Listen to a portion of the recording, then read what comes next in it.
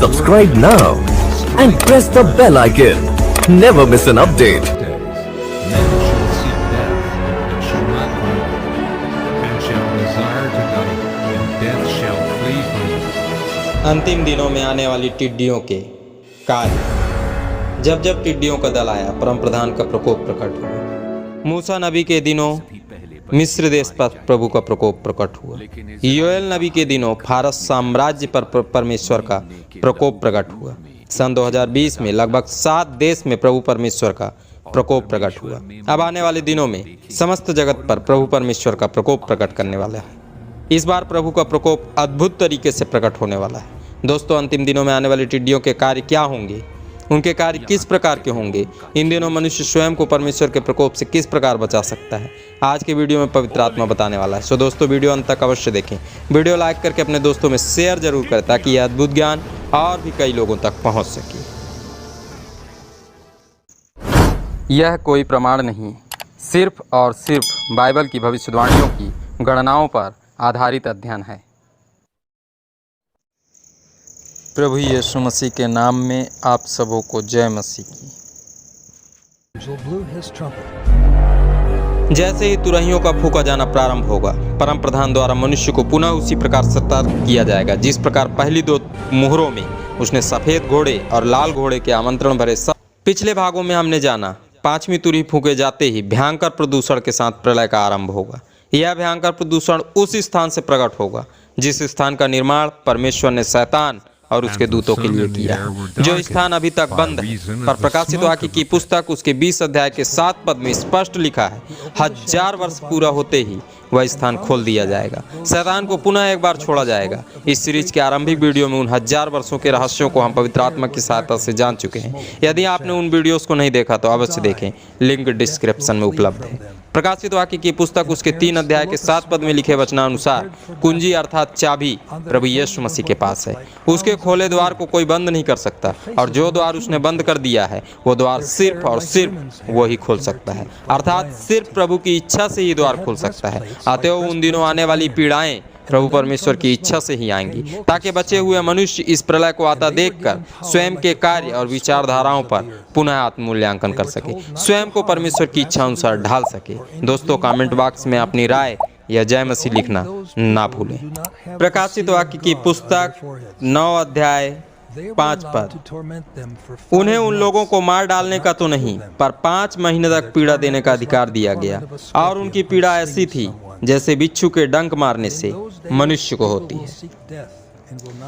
यूहन्ना जी देख रहे हैं, भयंकर प्रदूषण और प्राकृतिक गड़बड़ियों के कारण इस बार जिन टिड्डियों का दल नजर आएगा उनका राजा शैतान होगा। इस बार आने वाली टिड्डियों का इस्तेमाल शैतान कर रहा होगा।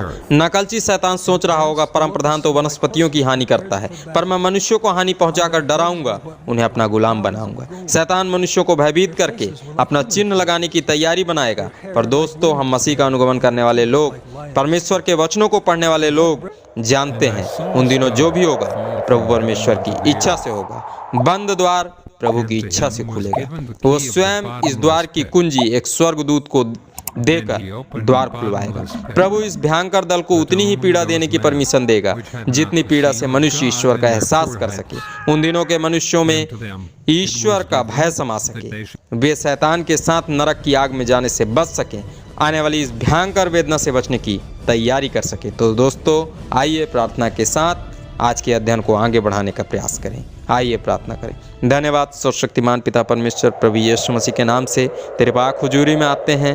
प्रभु परमेश्वर, हम प्रार्थना करते हैं जब आज की इस पवित्र दिन में तू हमें पिता परमेश्वर आने वाली टिड्डियों के दल के कार्य की जानकारी देने वाला है। प्रभु, हम सबों की आत्मिक आंखों को खोल ताकि प्रभु हम इस अध्ययन को अच्छी तरह समझ सकें, अपना आत्ममूल्यांकन कर सके, तेरी इच्छा अनुसार अपना जीवन यापन करने वाले हो सके। प्रभु दया कर, यीशु के नाम से मांग, आमीन। वापस आकर अच्छा लगा। लगता है जैसे कुछ नहीं बदला।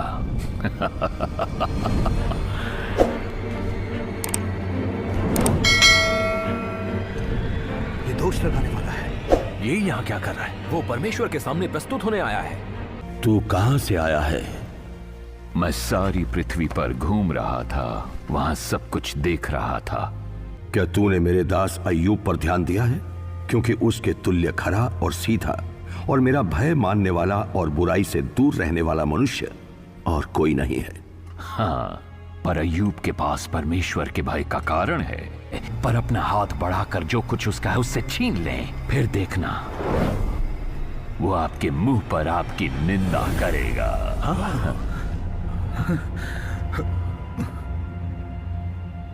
ठीक है, तू उसकी परीक्षा ले सकता है। जो कुछ उसके पास है उसके साथ तू जो चाहे कर सकता है।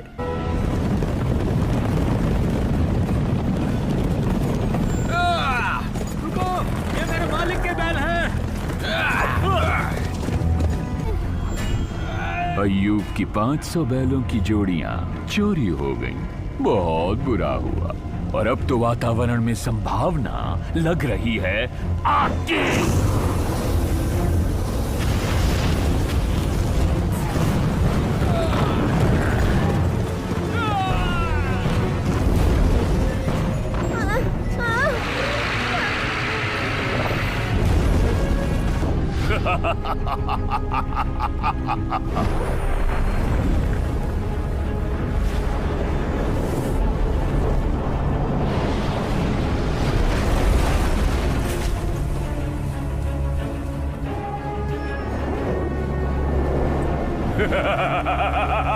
मालिक, ये क्या हो रहा है? हम तो बैलों से हल जोत रहे थे, गधियां उनके पास चल रही थी, तभी शबा के लोग धावा करके उनको ले गए और तलवार से आपके सेवक को मार डाला।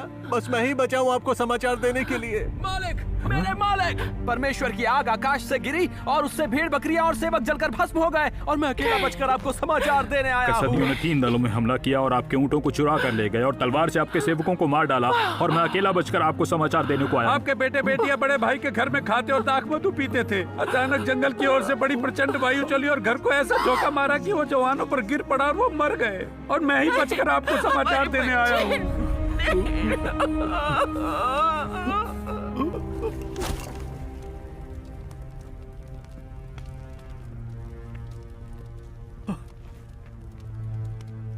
यहोवा ने दिया और यहोवा ने लिया। यहोवा का नाम धन्य है। अय्यूब के शरीर को दुख देकर देखो, हाथ मुंह पर आपकी निंदा करेगा। सुन, वो तेरे हाथ में है, केवल उसका प्राण छोड़ देना।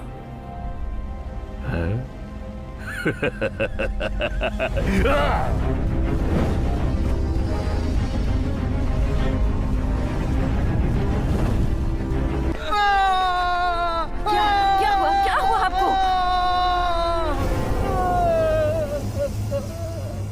दुख कितनी मधुर आवाज है।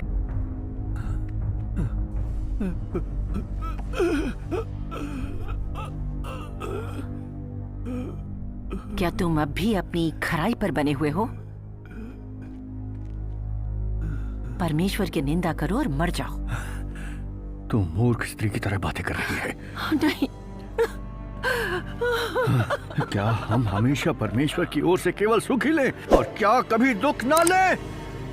अय्यूब ने अपने मित्रों के लिए प्रार्थना की और यहोवा ने उसके दुख दूर किए। जितना अय्यूब का पहले था उसका दुगना यहोवा ने उसे दिया और उसके 7 बेटे और 3 बेटियां भी उत्पन्न हुईं। उस सारे देश में ऐसी स्त्रियां कहीं न थीं जो अय्यूब की बेटियों जैसी सुंदर हो। और अय्यूब 140 वर्ष जीवित रहा और वो 4 पीढ़ियों तक अपने वंश को देख पाया। प्रकाशित वाक्य की पुस्तक की इस प्रकाशन में पवित्र आत्मा हम मनुष्यों को समझाना चाहता है। अंतिम दिनों में आने वाली टिड्डियों के कार्य बड़े ही भयंकर होंगे। उनके पास ऐसी शक्ति होगी कि उनके द्वारा जिस मनुष्य पर डंक मारा जाएगा वो मनुष्य भयंकर पीड़ा का शिकार होगा। उनके डंक के द्वारा जो पीड़ाएं आएंगी उस पीड़ा को उन दिनों में पाए जाने वाली कोई भी चिकित्सा सही नहीं कर पाएगी। यह सब कुछ उसी प्रकार होगा जिस प्रकार कोरोना वायरस के आते ही हुआ। ज्ञान और विज्ञान सभी प्रभु द्वारा आने वाली इस भयंकर पीड़ा के सामने हार जाएंगे। पर दोस्तों, उन दिनों में भी वे मनुष्य जिनका विश्वास प्रभु पर बना रहेगा अय्यूब के समान इस परीक्षा में भी जय प्राप्त करेंगे। आने वाले दिनों में चाहे किसी भी प्रकार की पीड़ाएं, आपदाएं व बीमारियां आए, हमें अपने विश्वास को दृढ़ता के साथ थामे रखना है।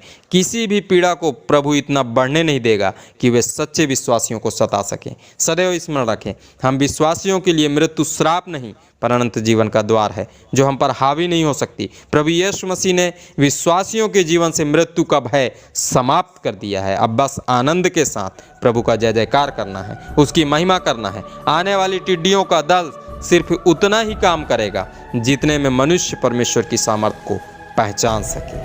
अभी भी अवसर है, आने वाली पीड़ाओं की आहट को सुनकर समय रहते हम अपना मन फिरा लें, अपनी आत्मा को अनंत आग में जाने से बचा लें। प्रभु यीशु मसीह हम मनुष्यों से इतना अधिक प्रेम करता है कि उसने हमारी आत्मा को शुद्ध करने के लिए स्वयं को कुर्बान कर दिया। क्रूस की पीड़ा से ही हमें अपने सच्चे प्रेमी को पहचानना होगा, उसे स्वीकार करना होगा, तभी हम नैतिक, आत्मिक और पर्यावरण में फैल रहे प्रदूषण को रोकने पाएंगे, स्वयं और अपने परिवार को सुरक्षित रखने पाएंगे। अभी भी अवसर है, आज से ही हमें प्रभु यीशु मसीह की शिक्षाओं के अनुरूप जीवन जीना प्रारंभ करना है। प्रभु यीशु मसीह के साथ सिर्फ नाम के लिए नहीं पर सच्चा संबंध बनाना होगा, उसे अपने जीवन का मालिक और स्वामी बनाना होगा। दोस्तों, आज के अध्ययन से मिलने वाले शिक्षा के पद को सदैव स्मरण रखें, जो कि पहला कुरिन्थियों की पत्री उसके 15 अध्याय के 55 पद में पाया जाता है। आइए हम इस पद को धर्मशास्त्र बाइबल से पढ़ें। हे मृत्यु तेरी जय कहाँ रही, हे मृत्यु तेरा डंक कहाँ रहा। आप सबों ने इस अध्ययन को ध्यान से सुना, आप सबों को बहुत बहुत धन्यवाद। प्रभु यीशु मसीह के नाम में आमीन।